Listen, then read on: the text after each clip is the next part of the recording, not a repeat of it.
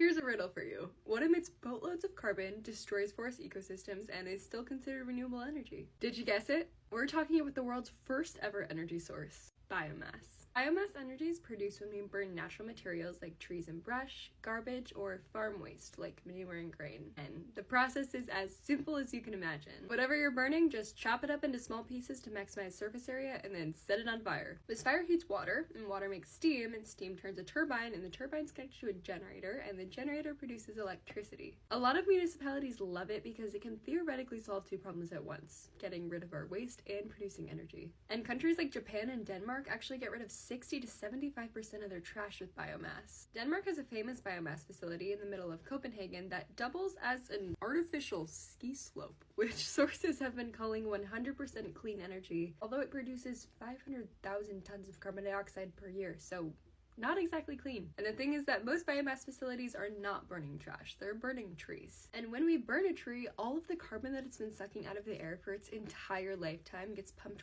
right back into the atmosphere. In the US Southeast, forests are being clear cut at a rate that's 4 times higher than deforestation in the Amazon in order to supply biomass facilities. This is 6.6 million tons of forest cut down every year. Industry claims that they're simply pelletizing waste wood, but this study shows that the overwhelming majority, around 84%, comes from larger diameter whole trees. They're shredding up and burning trees that could otherwise be used for building lumber, which is a great way to sequester CO2. While the US only gets around 5% of its energy from biomass, other countries like Japan, the Netherlands, Denmark, South Korea, and the UK classify it as carbon neutral energy and are expanding it to support climate change mitigation. And these biomass facilities are having to import waste from overseas to feed their hungry incinerators, meaning even more emissions from transport. Biomass isn't perfect, but some people think it's a great solution for a global waste crisis.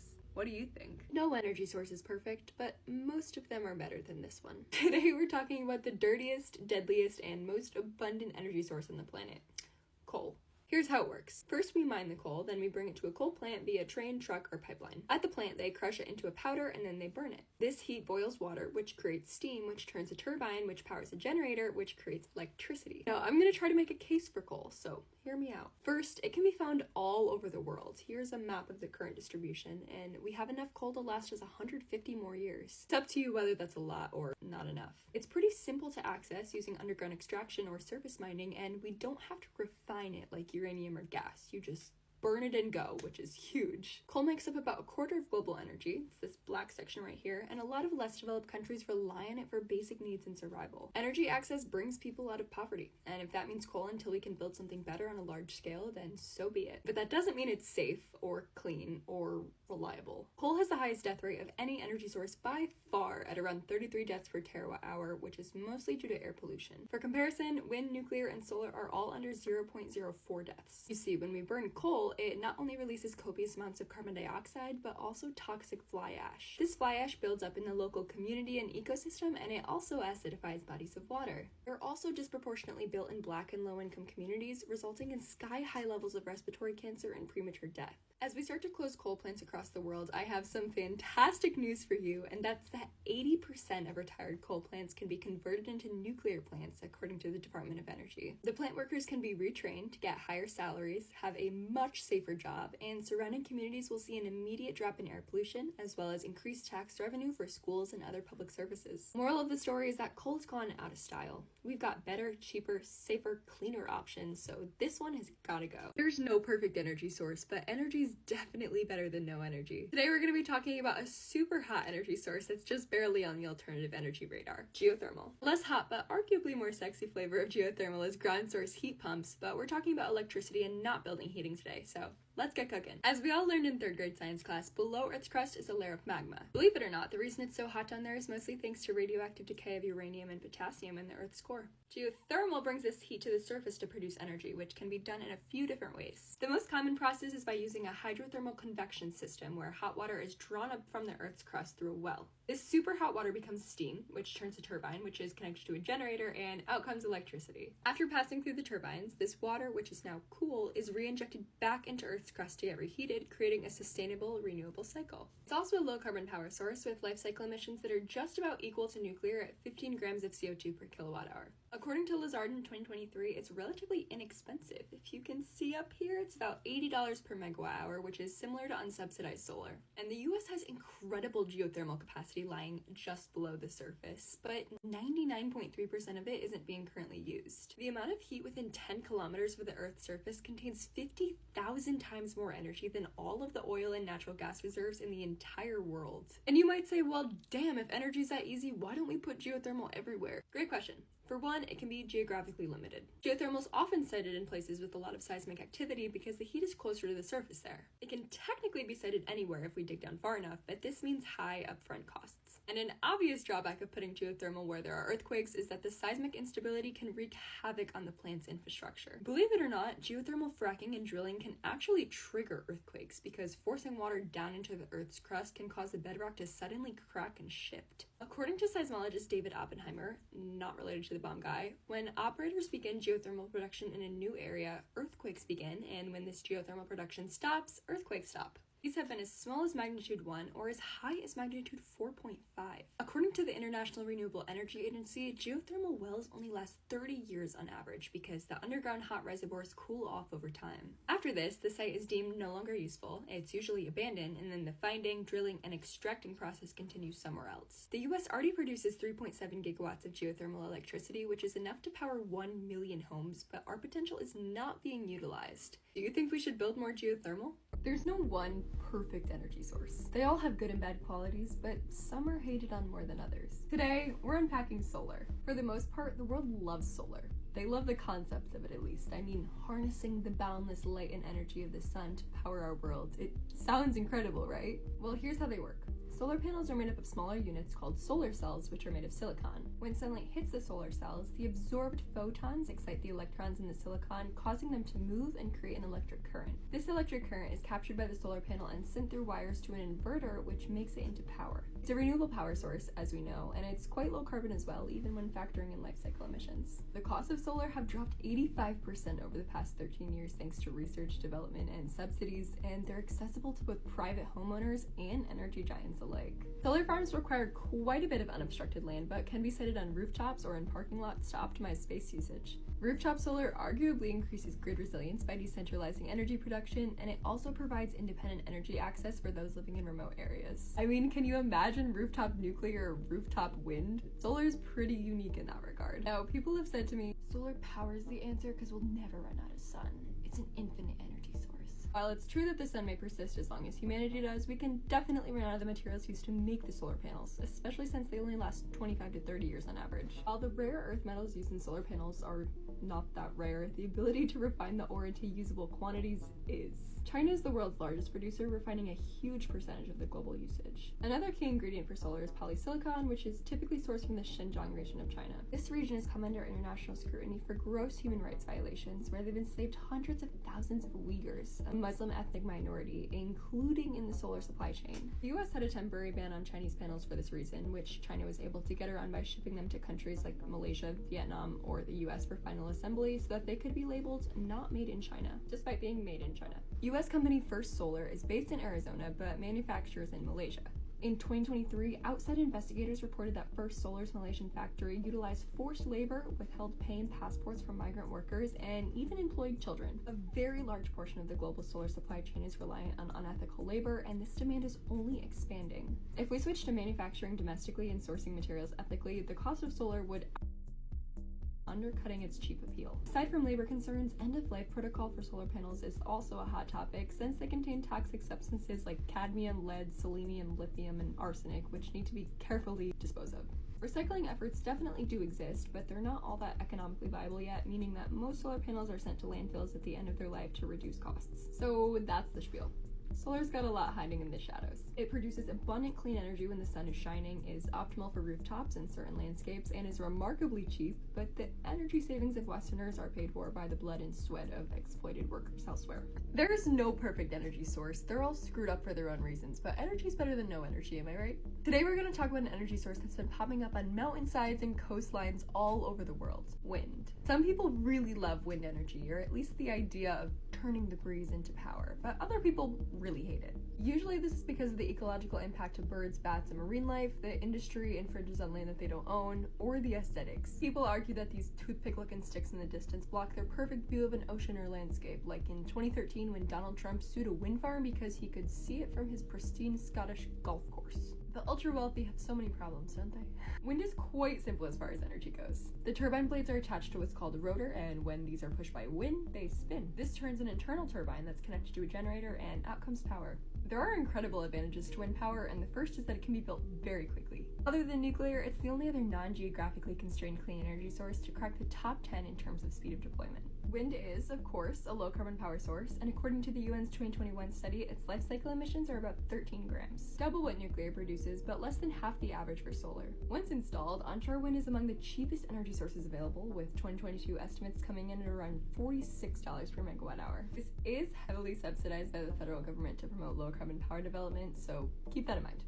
Another advantage is that it can be installed in surprisingly diverse locations, like the open ocean, farmland, polluted areas, desert, mountaintops, basically any windy place that you can run transmission lines to. In some ways, though, wind power also blows. The turbines only last 20 years on average, and there's a lot of debate about where to store hundreds of thousands of airplane-sized fiberglass turbines at the end of their lives. Shredding them is one option, but that would require a ton of energy, and burning them also defeats the whole no-carbon thing. According to a recent study from the National Renewable Energy Laboratory, or NREL for short, 2 million tons of decommissioned blades are expected to be in landfills by 2050, and globally that number is 43 million tons. Wind is an intermittent energy source, and the power it generates has to be used the moment it's made, stored in batteries, or just thrown away. This intermittency is a problem at different points throughout the day, but especially seasonally, because wind power works best during the spring and fall when our energy demands are the lowest. The wind industry has also gained a bit of a bad reputation throughout the past couple decades due to siting concerns. In a recent battle between the Osage Nation of Oklahoma and wind developer Enel, 84 wind turbines were sited and built on indigenous land without securing the proper mineral rights. Many tribe members were opposed to the project because it would border sacred burial ground and allegedly kill eagles. The Federal Bureau of Indian Affairs got involved, declaring that Enel had illegally mined rocks owned by the tribe. Instead of stopping construction, Enel actually sped up operations, likely to get the project done before more legal action could ensue, and now they're required to take down all 84 turbines. The moral of the story is that if wind is sited with consent, it can make a great supplement to baseload power sources, and we expect that it'll become more independent in the coming years due to innovations in battery storage. The short lifespan of turbines and large quantities of waste are a huge problem though, and one that the industry needs to work on. There is no perfect energy source.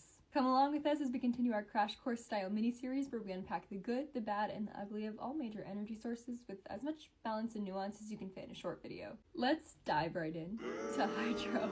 First things first, hydro is the world's biggest low-carbon power source, producing around 16% of all electricity globally, but people often forget about it. Hydro is like the middle child of clean energy. It's unproblematic enough that people have directed their concerns elsewhere. Hydro gets trampled in the media by wind, solar, coal, and nuclear because its haters just usually aren't as loud. Let's talk generation. Hydroelectricity is generated by collecting water in reservoirs and then releasing this water downhill through turbines that spin really fast. The turbines are connected to generators, which create electricity that can then power your home. It's a clean energy source with carbon emissions that are just slightly higher than wind, solar, and nuclear. Once hydro plants are built, they have relatively low operating and maintenance costs, and they can last for up to 100 years. That is ancient in energy years. That's like 20 years more than a nuclear plant or 5 times the lifespan of a wind turbine. The cost per megawatt hour are fairly low, and aside from electricity generation, hydroelectric dams help municipalities control floods and store water. That being said, their installation has resulted in environmental justice crises time and time again in their host communities. A 2023 study from the Journal of Environmental Research Letters estimates that more than 1 million acres of tribal land, which is bigger than the U.S. state of Rhode Island, have been flooded by hydroelectric dam installations. U.S. dams are responsible for the flooding of 56 federal indigenous reservations, displacing hundreds of thousands while destroying the riparian resources of those living downstream. This is not just an American problem, though. Worldwide, as many as 80 million people have been displaced by dams, with an additional 472 million people living downstream impacted as well. There are so many stories of hydro-induced indigenous displacement that you can make a TV series longer than Doctor Who, but I want to touch on one recent tragedy. The Belo Monte Dam project in the Brazilian Amazon is the 3rd largest hydro plant in the world, and it was finished in 2016. Environmentalists and indigenous tribes voiced powerful opposition to the project, to which the Brazilian government said, don't care. The land of over 50,000 indigenous people was destroyed without consent or payment, and the rainforest, as we see here, was flooded to the point of no return. The dam is also creating way less energy than it was expected to, thanks to historically low river flow. Climate change. When we rely on hydro, no water means no power, which is really, really bad for countries who will be affected by climate change the most. So yeah, it's a nuanced issue. If cited carefully, hydro can be a good way to harness natural resources for energy, and there's no point in closing down the hydro we already have in the world since the damage has been done. That being said, if indigenous lives were valued like Western ones were, we probably wouldn't be seeing as much hydro around. We discussed all 7 other major energy sources, and it's time for our personal favorite, hamster wheel energy. I mean, it's just majestic. Look at this. No, just kidding. It's nuclear, obviously. Nuclear isn't perfect, which the world loves to point out, but as we've covered, the other options out there all have their challenges too. We're not looking for perfection. We're looking for clean, safe, reliable, totally rad energy, and this one's got it all. Here's how it works. First, you need the fuel, which is usually uranium. This naturally occurring element can be found all over the world, but the best known deposits are in Canada, Australia, and Kazakhstan. Between the 1940s and early 80s, the history of uranium mining is a bit problematic. Poor mining practices and workplace safety standards resulted in workers getting cancer, and some of these sites are still impacted to this day. Often, these are marginalized groups like tribal communities. Since then, both worker safety and environmental practices have improved a ton, and mitigation efforts are now underway, which we made a video about, so go check that out. Today, the majority of mining is done with in situ mining techniques, where they pump a solution into the ground, and when they suck it back out, it has uranium in it. This liquid is then processed to create solid uranium dioxide fuel pellets. Each of these little pellets can create the same amount of energy as a ton of coal, 149 gallons of oil, or 17,000 cubic feet of natural gas. Small but mighty. We load these pellets into a reactor vessel in a very specific configuration that allows nuclear fission to begin. In fission, one uranium atom splits apart, releasing a ton of heat and a bunch of neutrons. These flying neutrons hit more atoms and split those apart too, creating a chain reaction. Think of throwing a ping pong ball in a box full of mousetraps. That's what a nuclear reaction is like. All of this heat boils water, which creates steam, which turns a turbine, which is connected to a generator, which creates electricity. This steam is then cooled back into water, where it returns for another trip through the core, cooling the chain reaction so it doesn't get too hot. Some excess heat is released through nuclear's famous cooling towers. See? No, just kidding, that's a coal plant. This one, without the conveyor belt of coal. Those clouds are just steam, no smoke, no CO2. Just water vapor. And since nuclear fuel is so energy dense, it takes the least land of any energy source at just 1 square mile on average per 1,000 megawatts of power. This means that more of nature can stay natural. We're not damming it up, strip mining a mountaintop for coal, or blanketing a meadow with solar panels. Nuclear is among the safest energy sources alongside wind and solar, and you actually have a higher chance of being shot by your dog than being harmed by nuclear power. In the US, at least. It's also a low carbon energy source with life cycle emissions that are less than half of solar's. And nuclear planes don't emit meaningful amounts of radiation. You actually receive more radiation in a year having a granite countertop in your home than living next to a nuclear plant. We put the waste in these storage casks, which just chill on site of the plant. They're safe enough to hug, even kiss.